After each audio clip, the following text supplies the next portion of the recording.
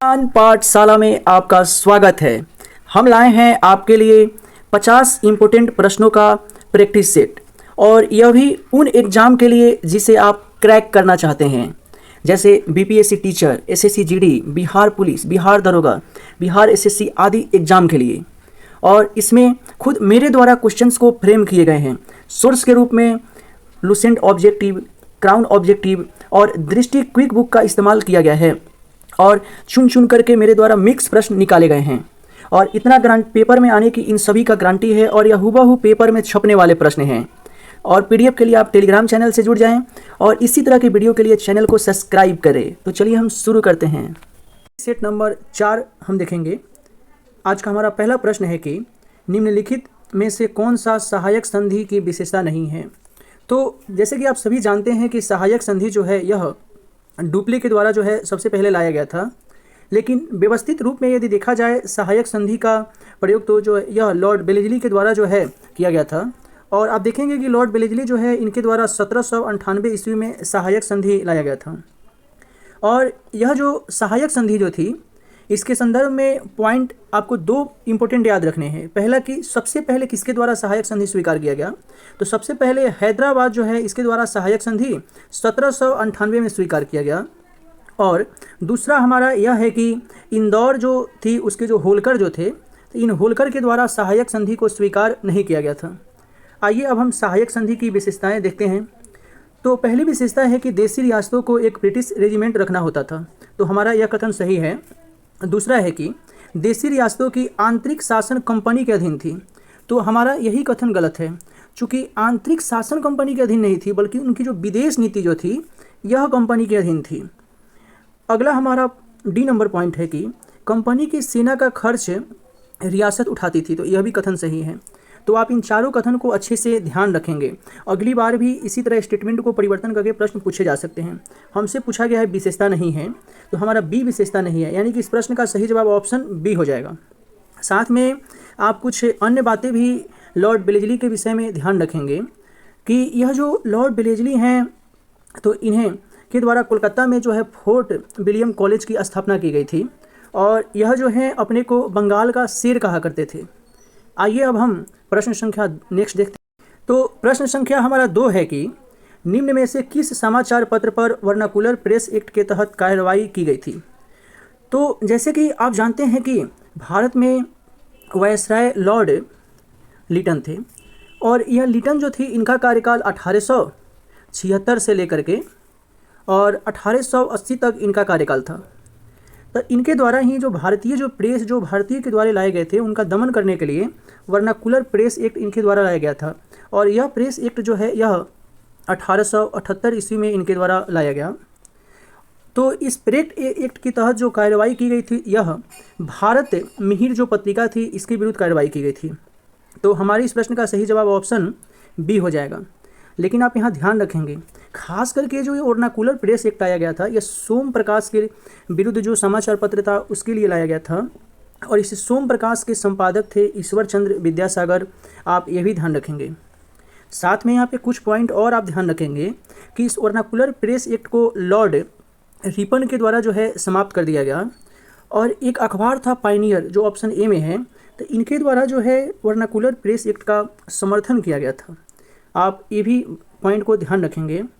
साथ में यहाँ एक और पॉइंट बनता है, जैसे एक थी अमृत बाजार पत्रिका।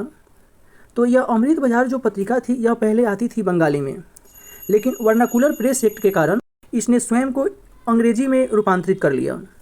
और इस अमृत बाजार पत्रिका जो है इसके संपादक थे सीसी कुमार घोष और मोतीलाल घोष। आप इसे भी ध्यान रखेंगे। आइए अब हम प्रश्न संख्या 3 देखते हैं कि इंडिपेंडेंट नामक समाचार पत्र किनके द्वारा प्रकाशित या संपादित की गई थी। तो यह इंडिपेंडेंट नामक जो समाचार पत्र था यह संपादित की गई थी मोतीलाल नेहरू के द्वारा। तो ऑप्शन बी जो है हमारे इस प्रश्न का जो है सही जवाब हो जाएगा। साथ में आप ये भी ध्यान रखेंगे कि यहाँ पे जो यह जवाहरलाल नेहरू जी जो थे, तो इनके द्वारा कुछ पुस्तकें लिखी गई थी, उनका नाम आपको ध्यान होने चाहिए। जैसे इनके द्वारा लिखी गई थी डिस्कवरी ऑफ इंडिया। तो यह जो डिस्कवरी ऑफ इंडिया इनके द्वारा लिखी गई थी, तो यह लिखा गया था महाराष्ट्र के औरंगाबाद जेल में रह करके। आप इसे ध्यान रखेंगे। साथ में आप ये भी ध्यान रखेंगे कि एक पुस्तक है रीडिस्कवरी ऑफ इंडिया, तो यह लिखा गया था मेघनाथ देसाई के द्वारा। तो आप ध्यान रखेंगे इन सभी बातों को। आइए अब हम नेक्स्ट क्वेश्चन को देखते हैं। हमारा प्रश्न संख्या 4 है कि बाल हत्या प्रथा किस प्रेसिडेंसी में सबसे अधिक थी। तो बाल हत्या की जो प्रथा जो थी ये सबसे अधिक बंगाल प्रेसिडेंसी में थी। तो ऑप्शन सी हमारे इस प्रश्न का सही जवाब हो जाएगा। साथ में आप ध्यान रखेंगे कि ब्रिटिश शासन के दौरान भारतीयों के द्वारा किए गए प्रयास से समय समय पर कई समाज सुधार के कार्य किए गए। जैसे आपको पता है कि 1829 ईस्वी में लॉर्ड विलियम बेटिक के द्वारा राजा राम मोहन राय के सहयोग से सती प्रथा का अंत किया गया। इसी प्रकार आप देखेंगे 1830 में विलियम बेटिक के ही शासनकाल में कर्नल स्लीमैन के द्वारा जो है ठगी प्रथा का जो है अंत किया गया। इसी प्रकार आप आगे देखेंगे कि नर बलि प्रथा का अंत होता है लॉर्ड हेडिंग प्रथम के समय में 1844 ईस्वी में। तो इन सभी पॉइंट को आप ध्यान रखेंगे। अब हमारा प्रश्न संख्या 6 है कि रेशमी रुमाल षड्यंत्र किससे संबंधित है। तो यह रेशमी रुमाल षड्यंत्र जो है, तो हुआ क्या कि यह षड्यंत्र खास करके एक भारतीय स्वतंत्रता सेनानी थे जिनका नाम था मौलवी उबैदुल्ला सिंधी। तो यह इन्हीं से जुड़ा हुआ है और यह लोग कुछ खुफिया जानकारी रेशमी रुमाल के द्वारा एक दूसरे को साझा करते थे। तो बाद में जब ये पकड़े गए तो उसी के कारण इसका नाम रखा गया रेशमी रुमाल षड्यंत्र। यह षड्यंत्र जो है 1916 में जो है प्रकाश में आया था। आप ध्यान रखेंगे। तो ऑप्शन बी हमारे इस प्रश्न का सही जवाब हो जाएगा मौलवी उबैदुल्ला सिंधी। आप ध्यान रखेंगे। आइए अब नेक्स्ट क्वेश्चन को देखते हैं। हमारा नेक्स्ट क्वेश्चन है कि असहयोग आंदोलन के लिए प्रस्ताव किस कांग्रेस अधिवेशन में पारित किया गया। तो जैसे कि आप जानते हैं कि असहयोग आंदोलन जो है तो इसकी शुरुआत 1920 में हुआ था 1 अगस्त को। और 1920 में आप देखेंगे कि कांग्रेस का 2 अधिवेशन होता है। एक तो विशेष अधिवेशन होता है कोलकाता में और दूसरा अधिवेशन होता है नागपुर में जो मुख्य अधिवेशन था। तो यह जो विशेष अधिवेशन हुआ था इसकी अध्यक्षता लाला लाजपत राय के द्वारा किया गया।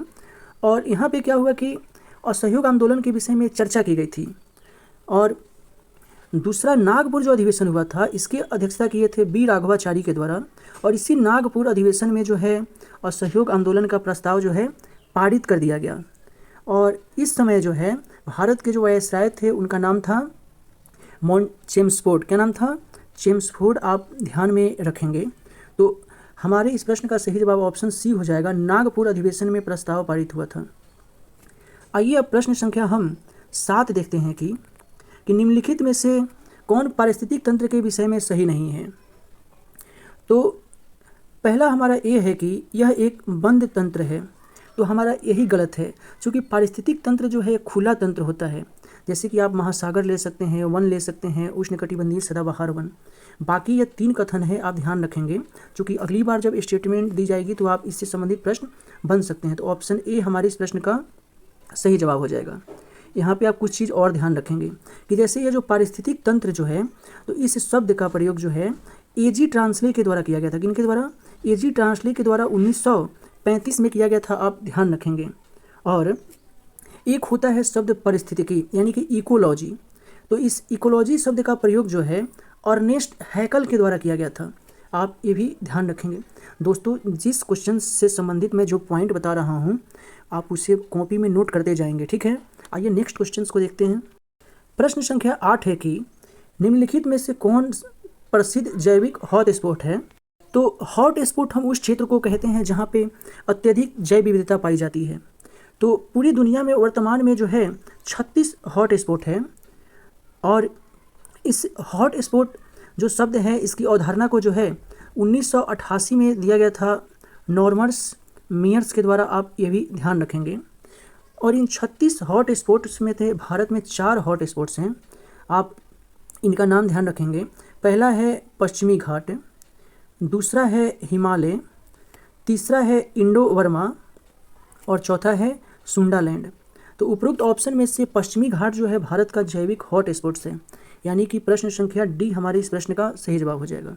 इन सब पॉइंट को आप कॉपी में नोट करेंगे जो आपको नहीं पता है। आइए अब नेक्स्ट क्वेश्चन को देखते हैं। तो हमारा प्रश्न है कि किस चक्र के संचालन में सौर विकिरण की महत्वपूर्ण भूमिका होती है। तो जैसे कि आपको पता है कुछ कार्बन चक्र होते हैं, नाइट्रोजन चक्र, जल चक्र, हाइड्रोजन चक्र। तो कह रहा है कि ये चक्र जो अपनी पूरी प्रक्रिया पूरा करते हैं तो इसमें किसका यानी सौर विकिरण की मुख्य भूमिका होती है। तो इसमें से हमारा जो जल चक्र है इसके संचालन में जो है सौर विकिरण की महत्वपूर्ण भूमिका होती है, यानी कि ऑप्शन बी हमारे इस प्रश्न का सही जवाब हो जाएगा। आइए अब हम नेक्स्ट क्वेश्चन को देखते हैं। तो हमारा प्रश्न संख्या 10 है कि गौतम बुद्ध ने संघ में भिक्षुणी स्त्री की प्रवेश की अनुमति कहाँ दी।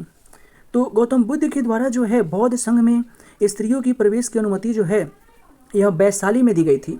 तो ऑप्शन बी ए हमारे इस प्रश्न का सही जवाब हो जाएगा। साथ में आप यहाँ कुछ पॉइंट ध्यान रखेंगे कि जैसे पूछा जाए कि बौद्ध धर्म की पहली भिक्षुणी कौन थी, तो यह गौतम बुद्ध की मौसी जो थी प्रजापति गौतमी वही थी, आप ध्यान रखेंगे। और यदि प्रवेश की अनुमति की बात की जाए तो वैशाली में दी गई थी। और यहाँ पे है पावापुरी, तो यह महावीर से संबंधित हैं। साथ ही गौतम बुद्ध जो है इनके संबंध में आपको ध्यान रखना है, इनका जन्म 563 BC में हुआ था। 483 BC में इन्हें महापरिनिर्वाण की प्राप्ति हुई थी।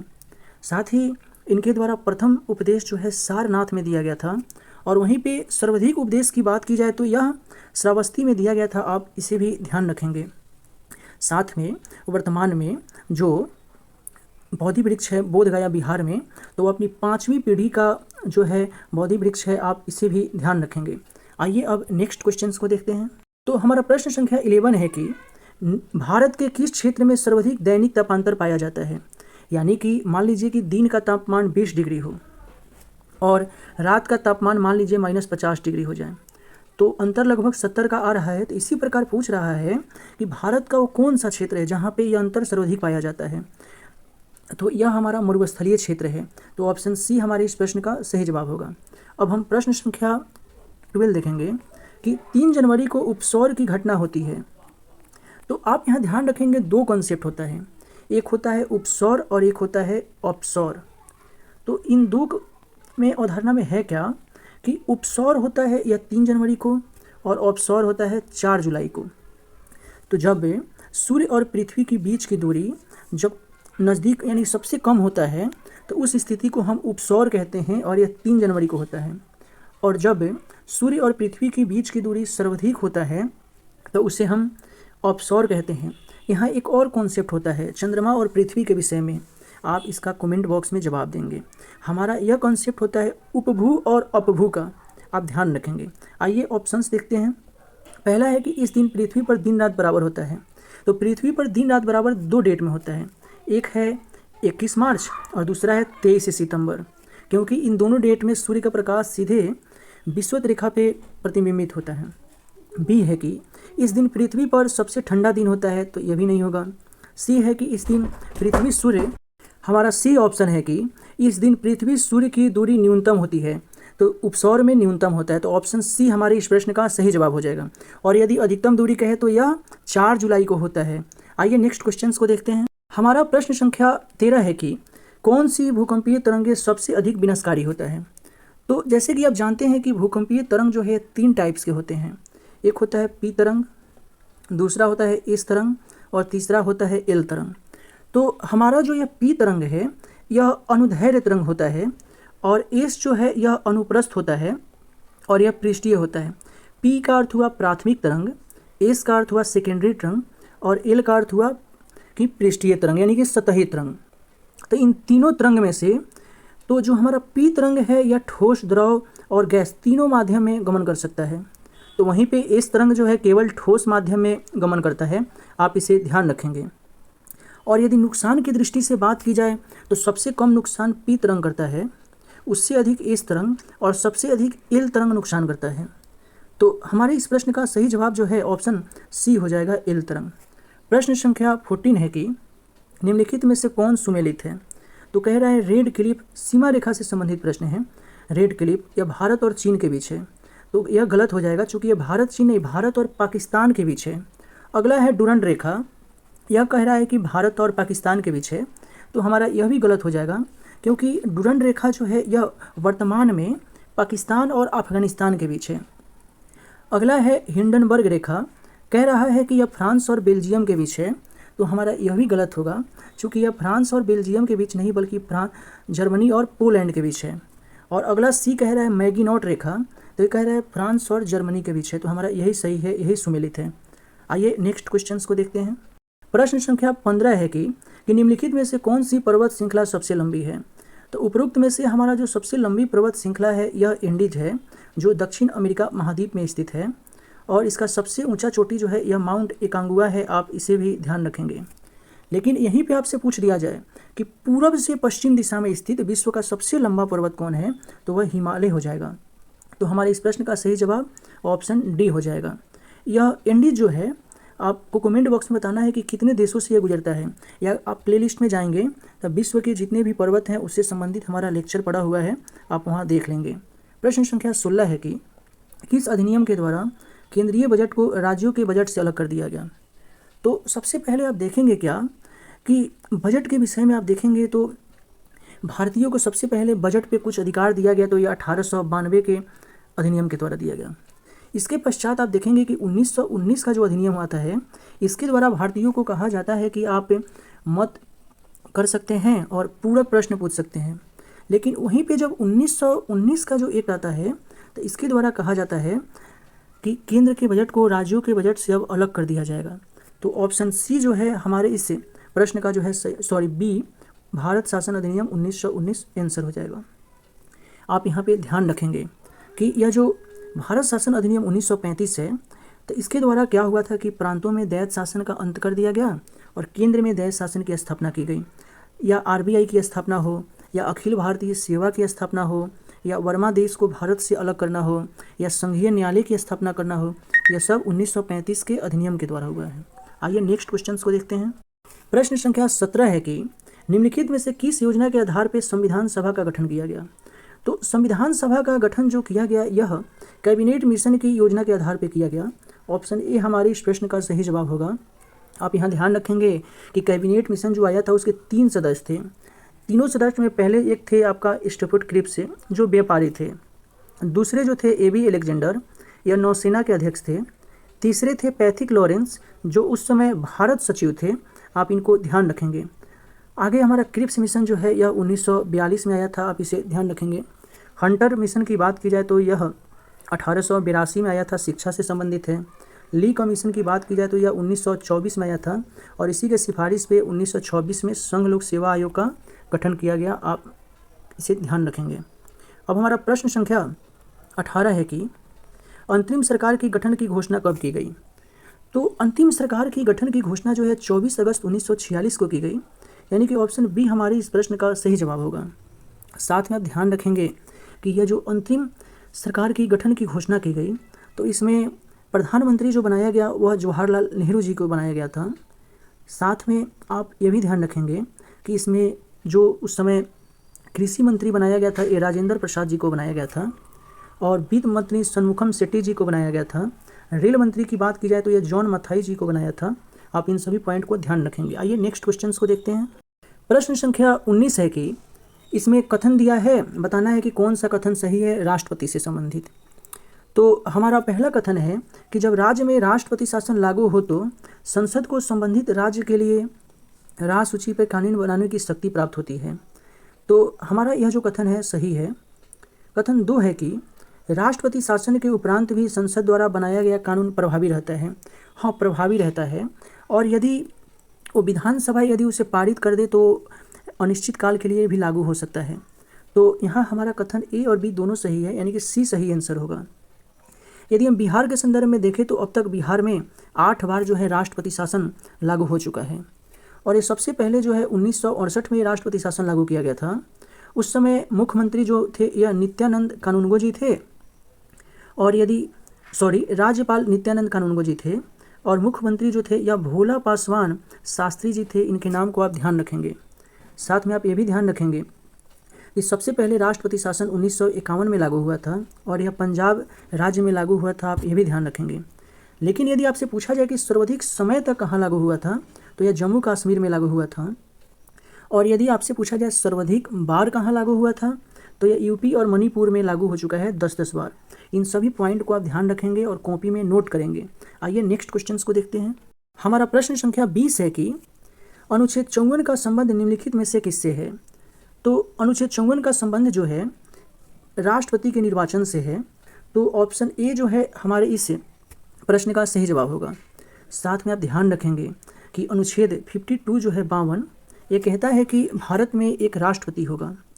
वहीं पे अनुच्छेद 53 की बात की जाए तो यह कहता है कि संघ की जो कार्यपालिका शक्ति है यह राष्ट्रपति में निहित होगा।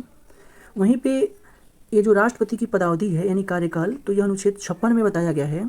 यदि राष्ट्रपति की शपथ की बात की जाए तो यह अनुच्छेद 60 में बताया गया है। इन सभी को ध्यान रखना है। आइए नेक्स्ट क्वेश्चंस को देखते हैं। प्रश्न संख्या हमारा है 22 है और इसमें हमें वित्त आयोग से संबंधित पूछे गए हैं और हमें बताना है। तो पहला है कि वित्त आयोग में एक अध्यक्ष और 2 सदस्य होते हैं और इसमें बताना है गलत कौन है। तो हमारा यह गलत हो जाएगा क्योंकि वित्त आयोग में 4 सदस्य होते हैं। अगला है कि इनका कार्यकाल राष्ट्रपति के आदेश से तय होता है। तो हमारा जो यह कथन है यह सही है। आगे है कि इनकी पुनर्नियुक्ति नहीं हो सकती है। तो हमारा यह कथन सही है और यह गलत है क्योंकि यह केंद्रीय मंत्रिमंडल कार्यकाल तय करता है। तो हमसे पूछा गया है कि गलत कौन है, तो हमारा गलत 1 और 2 है, यानी कि सी जो है हमारा सही जवाब हो जाएगा। आइए अब नेक्स्ट क्वेश्चंस को देखते हैं। आप यहाँ यह भी ध्यान रख सकते हैं कि वित्त आयोग के विषय में संविधान के अनुच्छेद 280 में बताया गया है। वहीं पे यदि राज्य वित्त आयोग की बात की जाए तो यह 243 के आई में बताया गया है। आप इसे भी ध्यान रखेंगे। साथ में आप ये भी ध्यान रख सकते हैं कि वर्तमान में जो है 16वां वित्त आयोग चल रहा है और इसके अध्यक्ष जो है अरविंद। संख्या 23 है, कह रहा है कि निम्न में से कौन आरबीआई की मौद्रिक नीति का मात्रात्मक उपकरण नहीं है। तो जैसे आप जानते हैं कि आरबीआई के द्वारा जो है मौद्रिक नीति जो है इसको 2 प्रकार से, एक मात्रात्मक उपाय होता है और एक परिणात्मक उपाय होता है। तो मात्रात्मक उपाय के अंतर्गत आप देखेंगे SLR, repo rate, reserve repo rate यानी RRR, फिर CRR यानी कैश रिजर्व रेशियो, फिर आप देखेंगे कि ओपन मार्केट ऑपरेशन OMO। यह सब आरबीआई का जो है मौद्रिक नीति का जो है मात्रात्मक उपकरण है। तो आइए हम ऑप्शंस को देखते हैं। तो पहला है वैधानिक तरलता अनुपात यानी कि SLR, अगला है नगद आरक्षित अनुपात यानी कि CRR, फिर है खुले बाजार की क्रियाएं यानी कि ओपन मार्केट ऑपरेशन। तो आरबीआई का जो तीनों जो है मात्रात्मक उपकरण हैं। तो यानी कि हमारे इस प्रश्न का सही जवाब ऑप्शन डी हो जाएगा। यहाँ ध्यान रखेंगे कि आरबीआई की स्थापना जो है 1 अप्रैल 1935 को की गई थी। वहीं यदि राष्ट्रीयकरण की बात की जाए तो यह 1 जनवरी 1949 को की गई थी। आप ध्यान रखेंगे। साथ में आप ये भी ध्यान रखेंगे कि जो आरबीआई है इसका पहले मुख्यालय स्थापना के लगभग 2 वर्ष तक कोलकाता में था, लेकिन 1937 में इसका मुख्यालय जो है मुंबई में शिफ्ट कर दिया गया। और इसके पहले यदि गवर्नर की बात करें तो ऑसबोर्न स्मिथ, और आपसे पूछा जाए भारतीय गवर्नर तो आप ध्यान रखेंगे CD देशमुख। आइए नेक्स्ट क्वेश्चंस को देखते हैं। प्रश्न संख्या 24 है कि प्रधानमंत्री किसान संपदा योजना। तो सबसे पहले आप यही ध्यान रखेंगे कि प्रधानमंत्री किसान संपदा योजना जो है यह 2017 में आई थी और इसका यदि उद्देश्य की बात की जाए तो खाद्य प्रसंस्करण को बढ़ावा देना है, यानी कि ऑप्शन सी हमारे इस प्रश्न का सही जवाब होगा। आइए अब आगे देखते हैं। प्रश्न संख्या 25 कि निम्नलिखित में से कौन सी समिति FRBM अधिनियम से संबंधित है। तो FRBM अधिनियम जो है तो इससे संबंधित यदि देखा जाए तो NK सिंह समिति है। कौन है? NK सिंह। तो ऑप्शन डी हमारे इस प्रश्न का सही जवाब हो जाएगा। आप यहाँ पे एक चीज़ ध्यान रखेंगे कि FRBM का अर्थ हुआ कि फिजिकल रिस्पॉन्सिबिलिटी और बजट मैनेजमेंट एक्ट। तो यह FRBM जो एक्ट है यह 1999 में आया था। आप इसे ध्यान रखेंगे। और आगे है विजय केरकर समिति। तो यह जो है GST से संबंधित है। आप इसे ध्यान रखेंगे। इसी प्रकार यहाँ पे है बिमल जलान समिति। तो यह नए बैंकों को लाइसेंस देने से संबंधित है। यदि आपसे फिर पूछा जाए रेखी समिति या LK झा समिति, तो रेखी और LK झा दोनों अप्रत्यक्ष कर से संबंधित है। ठीक। फिर आपसे यदि पूछा जाए वांचू समिति, तो वांचू समिति जो है यह आपका प्रत्यक्ष कर से संबंधित है। और इसी प्रकार आप ध्यान रखेंगे और जो आपको पता नहीं है उसे कॉपी में नोट करेंगे। आइए नेक्स्ट क्वेश्चंस को देखते हैं। प्रश्न संख्या 26 है कि निम्न में से कौन सा संस्था न्यूनतम समर्थन मूल्य के बारे में भारत सरकार को सिफारिश करता है। तो हरित क्रांति के बाद आप देखेंगे कि भारत में जब खाद्यान्न का उत्पादन बढ़ने लगा तो किसानों के द्वारा जो है न्यूनतम समर्थन मूल्य की मांग की जाने लगी। इसी को देखते हुए जो है 1966 में गठन किया गया था CACP यानी कि कृषि लागत और मूल्य आयोग। और यही आयोग जो है वित्त मंत्रालय का जो आर्थिक कार्य विभाग है उसे सिफारिश करता है। और यह जो सिफारिश है यह बाध्यकारी नहीं होता है। आप ध्यान रखेंगे। तो ऑप्शन सी सही जवाब होगा। आगे नाबार्ड के बारे में ध्यान रखेंगे कि 6ठी पंचवर्षीय योजना में इसकी स्थापना की गई थी और इसकी स्थापना जो है 12 जुलाई 1982 को की गई थी, आप इसे भी ध्यान में रखेंगे। इसका मुख्यालय जो है मुंबई में है। आप यहाँ बताएंगे कि नीति आयोग के पहले CEO कौन थे, आप जवाब कमेंट बॉक्स में बताएंगे, ठीक है। और कृषि अनुसंधान विकास परिषद की स्थापना 1929 में की गई थी और इसका मुख्यालय नई दिल्ली में है। प्रश्न संख्या 27 है कि सीता अध्यक्ष का संबंध है। तो यह जो सीता अध्यक्ष जो है यह मौर्य काल से संबंधित थे और इनकी संख्या 27 थी, कहीं कहीं पे 26 भी देता है, आप इसे भी ध्यान रखेंगे। तो यह जो सीता अध्यक्ष थे तो मौर्य काल में भूमि को सीता बोला जाता था और उनसे जो भूमि कर वसूला करते थे उन्हीं को सीता अध्यक्ष करते थे। तो ऑप्शन सी जो है हमारे इस प्रश्न का सही जवाब हो जाएगा। आइए नेक्स्ट क्वेश्चन को देखते हैं। प्रश्न संख्या 28 है कि कश्मीर के क्षेत्रीय इतिहास का सजीव वर्णन मिलता है। तो कश्मीर के इतिहास के विषय में हमें सजीव वर्णन जो मिलता है यह राजतरंगिणी से मिलता है और यह पहला पुस्तक है जिसमें इतिहास की घटनाओं को संस्कृत में लिखने का प्रयास किया गया। तो ऑप्शन डी हमारा सही होगा, सही जवाब। और यह राजतरंगिणी जो है इसके लेखक जो है कलहन है, आप ये भी ध्यान में रखेंगे। आगे हमारा है किताबुल रहला। तो यह इब्न बतूता के द्वारा लिखा गया और यह इब्न बतूता मोरक्को के निवासी थे और यह मोहम्मद बिन तुगलक के दरबार में 14वीं शताब्दी में आए थे, आप ये भी ध्यान रखेंगे। आगे है तुगलकनामा। तो यह अमीर खुसरो के द्वारा लिखा गया, आप इसे भी ध्यान रखेंगे। यहाँ है किताब उल हिंद, इसे कई बार हम तहकीक ए हिंद भी कहते हैं। तो इसके लेखक हैं अल-बरूनी और यह अल-बरूनी जो है यह मोहम्मद गजनी के साथ भारत आए थे, आप इसे भी ध्यान रखेंगे। आइए अब क्वेश्चन संख्या 29 देखते हैं। 29 कह रहा है कि सिजदा व पाबोस प्रथा की शुरुआत निम्न में किसने की। तो सिजदा और पाबोस प्रथा की बात की जाए तो इसकी शुरुआत जो है बलबन के द्वारा की गई थी। तो ऑप्शन बी हमारा सही जवाब हो जाएगा। आप यहाँ ध्यान रखेंगे कि बलबन जो है 1266 ईस्वी में दिल्ली सल्तनत के गुलाम वंश का शासक बनता है और इसी के द्वारा इल्तुतमिश के द्वारा स्थापित चालीसा दल को समाप्त कर दिया गया और बलबन के द्वारा ही रक्त एवं लौह की नीति अपनाई गई, ये भी ध्यान रखेंगे। और इस बलबन को जो इनके दामाद थे नासुरुद्दीन मोहम्मद, उनके द्वारा उल्लुंग खां की उपाधि दी गई थी, आप यह ध्यान रखेंगे। और बलबन से संबंधित एक बहुत ही इंपॉर्टेंट पॉइंट है कि बलबन के द्वारा एक सैन्य विभाग की स्थापना की गई और उस सैन्य विभाग का नाम था दीवान ए अर्जे, आप ध्यान रखेंगे। आइए नेक्स्ट क्वेश्चन को देखते हैं। क्वेश्चन संख्या 13 है कि उतबी कौन था। तो आप देखेंगे कि मोहम्मद गजनी जब भारत आते हैं तो उनके साथ 4 जो हैं अच्छे लेखक आते हैं, उन्हीं में से उतबी थे और यह उतबी जो है एक इतिहासकार थे। तो ऑप्शन ए हमारी इस प्रश्न का सही जवाब हो जाएगा, आप ध्यान रखेंगे।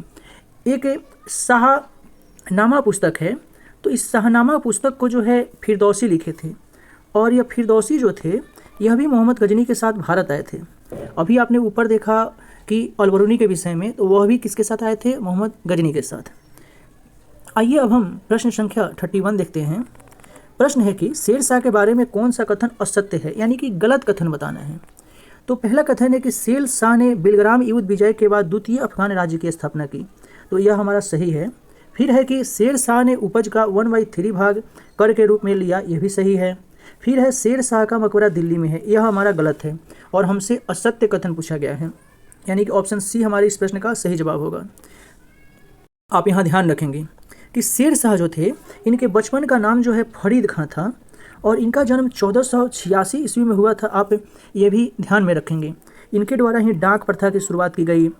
उसके बाद आपका ग्रांड ट्रंक रोड है, इसका मरम्मत कराया गया था और इन्होंने हुमायूं को पहले 1539 के चौसा के युद्ध में हराया, फिर 1540 में बिलग्राम के युद्ध में हराया। इन सभी को आप ध्यान में रखेंगे। आइए नेक्स्ट क्वेश्चन को देखते हैं। प्रश्न संख्या 32 है कि किस प्रसिद्ध शासक के द्वारा अमुक माल्यदा लिखी गई। तो अमुक माल्यदा जो है यह तुलु वंश के एक शासक थे कृष्णदेव राय, इन्हीं कृष्णदेव राय के द्वारा जो है यह लिखा गया। तो ऑप्शन सी हमारे इस प्रश्न का सही जवाब हो जाएगा।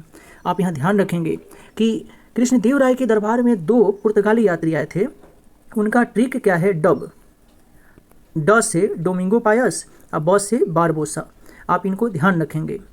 इसी कृष्णदेव राय जी के द्वारा जो है एक और किताब लिखी गई थी जामवती कल्याणम, आप ये भी ध्यान रखेंगे। साथ में आप ये भी ध्यान रखेंगे कि इनके द्वारा विठल स्वामी मंदिर और हजारा स्वामी मंदिर का निर्माण कराया गया था। प्रश्न संख्या 32 है कि दिल्ली सल्तनत के सभी सुल्तानों में सर्वाधिक समय तक शासन किसने किया। दिल्ली सल्तनत के यदि शासक के विषय में पूछा जाए तो बहलोल लोदी होगा, तो ऑप्शन ए सही जवाब है। लेकिन यहीं पे आपसे यदि वंश पूछा जाए तो तुगलक वंश होगा शासन करने में सर्वाधिक समय तक। आइए नेक्स्ट क्वेश्चन को देखते हैं। प्रश्न संख्या 34 है कि निम्नलिखित में कौन सा पदार्थ केंद्रक में सर्वाधिक मात्रा में पाया जाता है। तो केंद्रक में आप देखेंगे प्रोटीन पाया जाता है, आरएनए पाया जाता है, डीएनए पाया जाता है और राइबोसोम्स पाया जाता है। लेकिन इसमें यदि सर्वाधिक मात्रा में पूछा जाए तो प्रोटीन पाया जाता है। तो हमारे इस प्रश्न का सही जवाब ऑप्शन बी हो जाएगा। आइए नेक्स्ट क्वेश्चन को देखते हैं। हमारा प्रश्न संख्या है नेक्स्ट है कि 35 है कि प्रकाश संश्लेषण की प्रकाशिकी अभिक्रिया यानी कि लाइट रिएक्शन जो है क्लोरोप्लास्ट में कहाँ संपन्न होता है। तो पौधे में दो प्रकार की होती है, एक लाइट रिएक्शन होता है और एक डार्क रिएक्शन होता है। तो यदि आपसे डार्क रिएक्शन पूछा जाए तो यह स्ट्रोमा में होता है, और यदि आपसे लाइट रिएक्शन होता है तो यह ग्रेना में होता है। कई बार यदि आपको ग्रेना ऑप्शन में न रहे तो आप थैलेकाइड ध्यान रखेंगे, यदि थैलेकाइड ऑप्शन में रहे तो यह भी सही होगा। तो ऑप्शन ए हमारे इस प्रश्न का सही जवाब हो जाएगा। हम 36 नंबर क्वेश्चन को देखेंगे कि हेलोफाइट्स होता है। तो हेलोफाइट्स उसे कहते हैं जो पौधे नमकीन भूमि में उगते हैं। तो उपरोक्त ऑप्शन में हमारा डी में है कि जो पौधे लवण वाली मृदा में उगते हैं, यानी कि ऑप्शन डी जो है हमारे इस प्रश्न का सही जवाब हो जाएगा। आइए अब नेक्स्ट क्वेश्चन को देखते हैं। क्वेश्चन हमारा है अब 37 नंबर कि निम्न में से कौन सा एड्स के लिए टेस्ट किया जाता है। तो एड्स के लिए आप देखेंगे मुख्य रूप से 4 टेस्ट होते हैं। एक होता है वेस्टर्न ब्लॉस्ट टेस्ट, फिर आपका होता है PCR टेस्ट, फिर होता है CD4 टेस्ट और एक होता है एलिसा टेस्ट। यह चारों टेस्ट एड्स से रिलेटेड है। तो यहाँ पे आप देखेंगे कि अब हमें बताना है एड्स से कौन रिलेटेड है। तो PCR है, CD4 है, एलिसा है। रीपा जो है यह एड्स से रिलेटेड नहीं है, यानी कि 1, 3, 4 यानी कि ऑप्शन डी जो है हमारे इस प्रश्न का जो है सही जवाब हो जाएगा। आइए नेक्स्ट क्वेश्चन को देखते हैं। हमारा 38 नंबर प्रश्न है कि निम्नलिखित में से कौन सा रुधिर के लिए प्लाज्मा में कोई एंटीबॉडी नहीं होता है। तो रुधिर प्लाज्मा में एंटीबॉडी नहीं होता है। तो जैसे कि आप जानते हैं एक एंटीजन होता है, तो एंटीजन जो है यह RBC में पाया जाता है और एक एंटीबॉडी होता है जो प्लाज्मा में पाया जाता है। कहाँ पाया जाता है? प्लाज्मा में। तो यहाँ पूछा गया है कि कौन से रक्त में एंटीबॉडी नहीं होता है। तो हमारा जो AB जो रक्त है इसमें कोई एंटीबॉडी नहीं होता है, तो ऑप्शन सी सही जवाब होगा। लेकिन इसी प्रकार आपसे पूछा जाए कि किस रक्त में कोई एंटीजन नहीं होता है, तो हमारा ऑप्शन ओ हो जाएगा। आप यहाँ ध्यान रखेंगे कि जो AB जो ब्लड ग्रुप पॉजिटिव है इसे हम सर्वग्राही कहते हैं और वहीं पे O निगेटिव को हम सर्वदाता ब्लड ग्रुप कहते हैं। आप ध्यान रखेंगे। आइए अब नेक्स्ट क्वेश्चन को देखते हैं। क्वेश्चन हमारा 39 नंबर है कि ट्रिपल वैक्सीन DPT में कौन सा एक नहीं होता। तो DPT में D का अर्थ होता है डिप्थीरिया, P का अर्थ होता है पर्टुसिस यानी काली खांसी और T का अर्थ होता है टिटनेस। तो हमारा डिप्थीरिया है, पर्टुसिस है और टिटनेस है, पीलिया शामिल नहीं है। तो ऑप्शन बी हमारा सही जवाब होगा। आगे हमारा है प्रश्न संख्या 40 कि अल्फा कण का द्रव्यमान हीलियम के एक अणु के बराबर होता है तथा इसका आवेश किसके बराबर होता है। तो यदि अल्फा कण के हम यदि आवेश की बात करें तो हम देखेंगे कि इसका आवेश जो है 2 प्रोटॉन के बराबर होता है, यानी कि ऑप्शन सी हमारे इस प्रश्न का सही जवाब होगा। आइए प्रश्न संख्या अब हम नेक्स्ट देखते हैं। प्रश्न संख्या 41 है कि न्यूटन के किस गति के नियम से बल का व्यंजन प्राप्त होता है। तो न्यूटन के गति के 3 नियम हैं और न्यूटन के द्वारा जो है 3 नियम अपनी पुस्तक प्रिंसिपिया में दिया गया, आप इसे भी ध्यान रखेंगे। तो न्यूटन का जो पहला नियम है इस नियम को हम जड़त्व का नियम या गैलीलियो का नियम भी कहते हैं और इससे हमें बल की जो है परिभाषा प्राप्त होती है।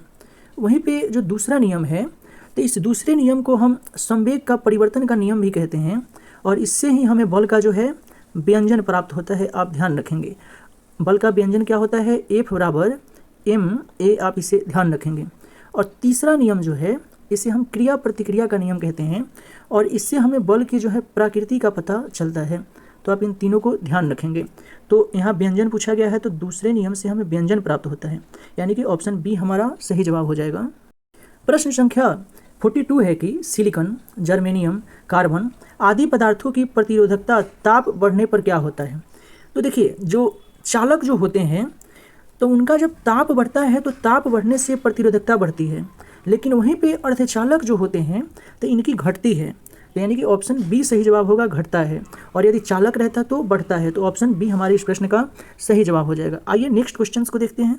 प्रश्न संख्या 43 है कि निम्न में से किस तत्व का सर्वाधिक समस्थानिक है। तो समस्थानिक की यदि बात की जाए तो सर्वाधिक समस्थानिक जो है पोलिनियम की है, लगभग इनका संख्या जो है 27 है, यानी कि ऑप्शन डी हमारे इस प्रश्न का सही जवाब हो जाएगा। अब समस्थानिक का अर्थ क्या होता है? तो समस्थानिक हम उसे कहते हैं जिनका परमाणु संख्या समान, यानी कि प्रोटॉन की संख्या क्या हो, समान हो, और भार यानी कि द्रव्यमान क्या हो, भिन्न हो। आप इसे ध्यान रखेंगे, तो ऑप्शन बी सही जवाब हो जाएगा। आइए अब क्वेश्चन संख्या हम 44 देखते हैं। प्रश्न है कि हाइड्रोजन को जलाने से क्या बनेगा? तो जब हाइड्रोजन को जब हम ऑक्सीजन यानी कि वायु में जलाएंगे तो हमें H2 प्राप्त होगा, यानी कि जल प्राप्त होगा। तो ऑप्शन ए सही जवाब होगा। आइए नेक्स्ट क्वेश्चन को देखते हैं। प्रश्न संख्या 45 है कि ग्रेफीन होता है, ग्रेफीन जो है यह क्या होता है?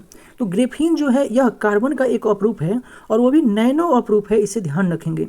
तो ऑप्शन बी सही जवाब हो जाएगा। प्रश्न संख्या 46 है, विश्व रक्तदान दिवस कब मनाया जाता है? तो विश्व रक्तदान दिवस जो है 14 जून को मनाया जाता है।